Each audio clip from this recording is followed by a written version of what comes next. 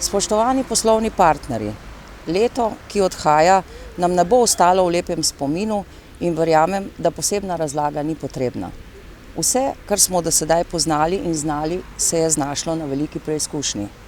Vseeno mislim, da se morda zaradi tega zgodi tudi kaj dobrega, saj nas je ta dogodek nekako ustavil v času in nam dal možnost premisleka, pogleda nazaj in spoznanja, kaj je tisto najpomembnejše. Verjetno se boste vsi strinjali, da je to naše zdravje.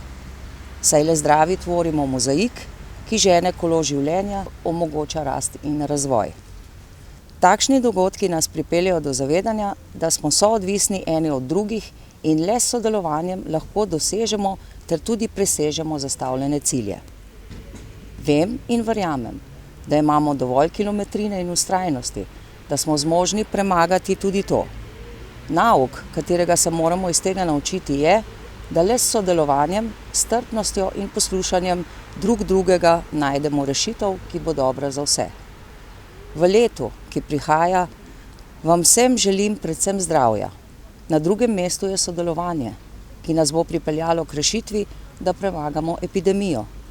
To sodelovanje bomo potrebovali tudi naprej, poleg vztrajnosti in strpnosti, da premagamo krizo, ki je posledica epidemije. A šele potem se bomo znašli na najtežji preizkušnji, in sicer ali smo se česa naučili, da bomo v nadaljevanju našega sodelovanja znali prisluhniti ter včasih sami narediti korak nazaj, da lahko skupaj naredimo dva naprej. Zaradi ukrepov in omejitev vas letos nagovarjam kar iz domačih Trbovelj, kjer v mestnem parku postavijo pravljično vas in letos je bogatejša za Pepelkino kočijo. Saj jo poznate, Pepelko, dobro vilo in čudovito zlato kočijo, ki je nastala iz navadne buče.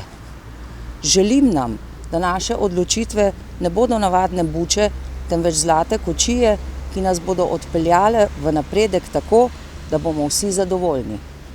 Lepe praznike, četudi drugačne od običajnih, in srečo v prihajajočem letu, ki naj bo vsem drugačno od tega, a ne le zaradi epidemije. Zahvaljujem se vam za vaše dosedanje sodelovanje in upam, da ga bomo uspešno nadaljevali še naprej. Srečno 2021!